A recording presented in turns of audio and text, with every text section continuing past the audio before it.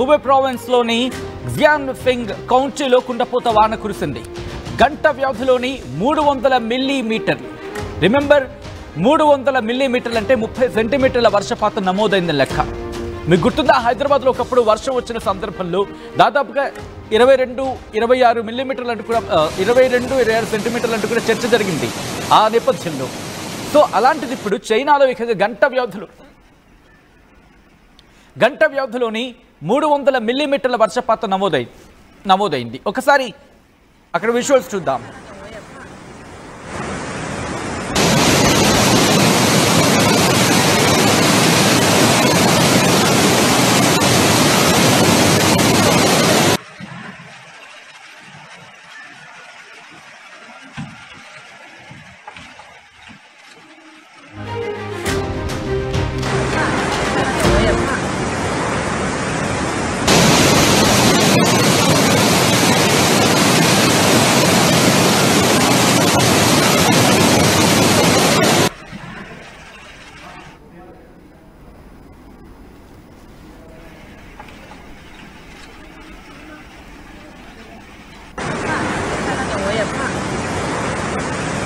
年特大暴雨的时候，就好像都这么暗。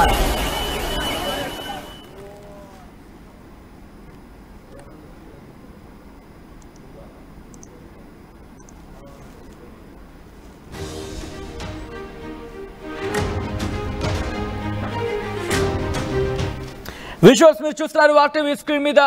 పూర్తిగా రోడ్ల మీద ఏ స్థాయిలో వర్షపు నీరు నిలిచిపోయిందో, దాంతోపాటు ఎక్కడ చూసినా నడుం లోతు నీరు. కొన్ని ప్రాంతాల్లో అయితే మీరు చూడొచ్చు, కొన్ని ప్రాంతాల్లో అయితే ఎటువంటి పరిస్థితులు ఉన్నాయనేది ఇక్కడ మీరు చూస్తే ఒక బ్రిడ్జ్ లాగా మీకు కనిపిస్తుంది. ఇగో ఎంత దారుణమైన పరిస్థితులు.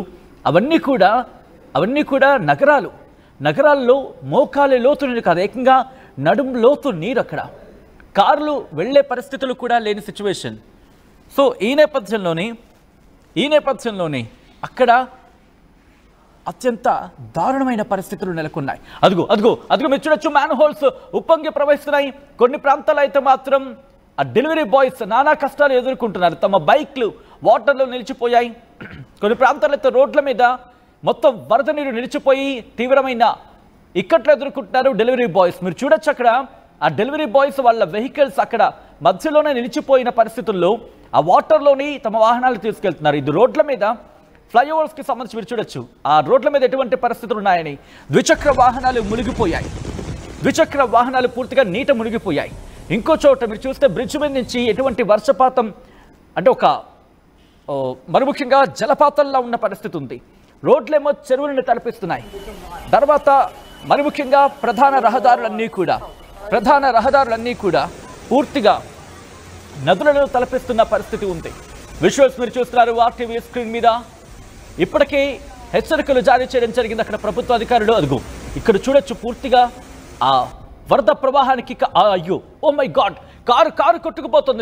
ఇదిగో ఈ విజువల్స్ మీరు చూడొచ్చు, కారు కొట్టుకుపోతున్న విజువల్స్ మీరు చూస్తున్నారు. ఇక్కడైతే ఒక వాహనం, అంత భారీ వాహనం కూడా వరద ప్రవాహానికి కొట్టుకుపోతుంది. దాంతోపాటు ఇక్కడ మీరు చూడొచ్చు, ఆ కారు ఎక్కడో సందులో నుంచి డ్రైవింగ్లో వచ్చింది అనుకుంటున్నారేమో. మీరు చూడొచ్చు, అలా కొట్టుకు వచ్చిన ఆ వాహనాలన్నీ కూడా ఒక ప్రాంతంలో చేరుకుపోయి ఒక గుట్టలా పేరుకుపోయాయి. ఈ నేపథ్యంలోని అదిగో మీరు చూడొచ్చు, ఒక వాహనం దాంట్లో ఆల్రెడీ ఆన్లో ఉండగానే ఆ వాహనాలు పూర్తిగా నీటి ప్రవాహానికి కొట్టుకుపోతున్నాయి. కొన్ని కిలోమీటర్ల మేర కొట్టుకుపోయాయి వాహనాలు.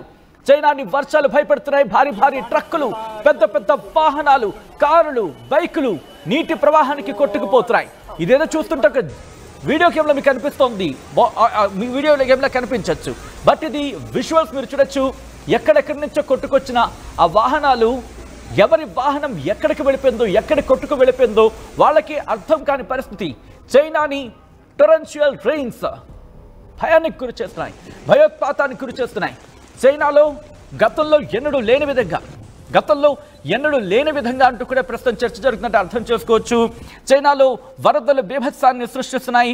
ఈ వరదల ధాటికి చైనా అతలాకుతలమవుతోంది.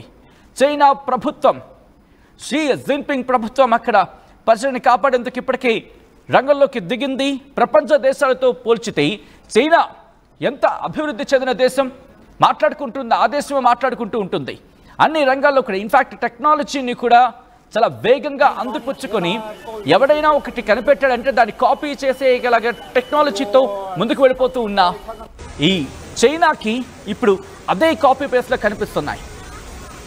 ప్రపంచంలో భారీ వర్షాలు పడితే వాటిని కాపీ పేస్ట్ చేశారా, వాటిని ఇక్కడ మళ్ళీ ఏమంటారు రిక్రియేషన్ అంటూ ఉండ కదా, అటువంటిది ఏమైనా చేశారా అన్నట్టుగా అనిపిస్తున్న విజువల్స్ ఇవన్నీ కూడా మీరు చూడొచ్చు. పెద్ద పెద్ద చెట్లు నేల కూలిపోయాయి, ఎక్కడెక్కడి నుంచో వాహనాలు కొట్టుకొచ్చేసాయి. ప్రకృతి వైపరీత్యం, వరదలు చైనాని అతలాకుతలం చేస్తున్నాయి. గుజో ప్రావిన్స్లో 60,000 మందిపై ఈ వరద ప్రభావం చూపించింది. దాంతోపాటు ఇంకా మాట్లాడుకుంటే వ్యవసాయంలో డ్రోన్లను ఉపయోగించిన చైనా ఇప్పుడు తమ ప్రజల్ని కాపాడడానికి ఆ డ్రోన్లను ఉపయోగించాల్సి వస్తుంది. మీరు చూడొచ్చు, ఒక వ్యక్తి తన కారును వదిలేసి సురక్షిత ప్రాంతాలకు వెళ్ళిపోయే ప్రయత్నం చేస్తున్నాడు. ఇక్కడ ఈ విజువల్స్ మీరు చూడొచ్చు, అవి ఆ రోడ్ల మీద బోట్లను వాళ్ళు ఉపయోగించడం జరుగుతోంది. రోడ్ల మీదకు వాటర్ బోట్స్ని తీసుకొచ్చి వాళ్ళు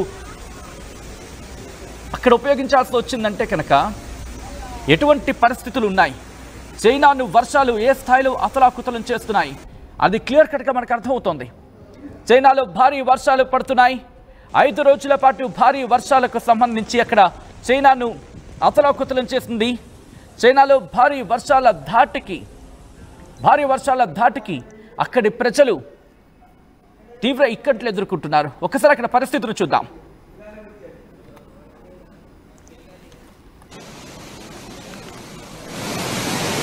一八年特大暴雨的时候，好像都这么大呀！我操，太夸张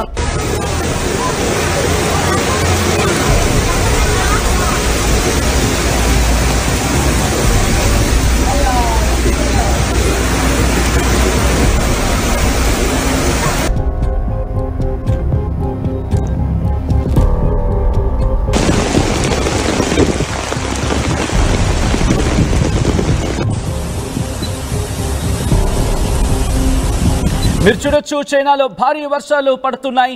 మరి ముఖ్యంగా కూన్చోలో ఫ్లడ్ రిలీఫ్కి సంబంధించి మాట్లాడుకుంటున్న సందర్భం వాలంటీర్స్గా అక్కడ ప్రతి ఒక్కరు కూడా రంగంలోకి దిగుతున్నారు. దాంతోపాటు అక్కడ ప్రజల్ని కాపాడే ప్రయత్నం చేస్తున్నారు. గత వారం రోజులుగా రోంగ్జియాంగ్ కౌంటీకి సంబంధించి మాట్లాడుకున్నాం. అంటే సౌత్ వెస్ట్ చైనాకు సంబంధించి గుజౌ ఈ ప్రాంతాలకు సంబంధించి ప్రస్తుతం భారీ వర్షాలు, భారీ వరదలు ఆ ప్రాంతాన్ని పూర్తిగా ఆ కౌంటీలో లార్జెస్ట్ టెంపరరీ షెల్టర్ ప్రస్తుతం ఏర్పాటు చేసిన పరిస్థితి ఉంది. అక్కడికి వెళ్ళారు కొంతమంది. అక్కడ ఏం మాట్లాడుతున్నారంటే కనుక ఇటువంటి డిజాస్టర్, ఇటువంటి విపత్తు గతంలో ఎప్పుడూ లేదు అంటూ కూడా వాళ్ళు మాట్లాడుతున్నారు. దాంతోపాటు అక్కడ దుకాణాలని బంద్ ఆఫ్ కోర్స్ దుకాణాలు కాదు కదా, జనజీవనం పూర్తిగా అస్తవ్యస్తం అయిపోయింది.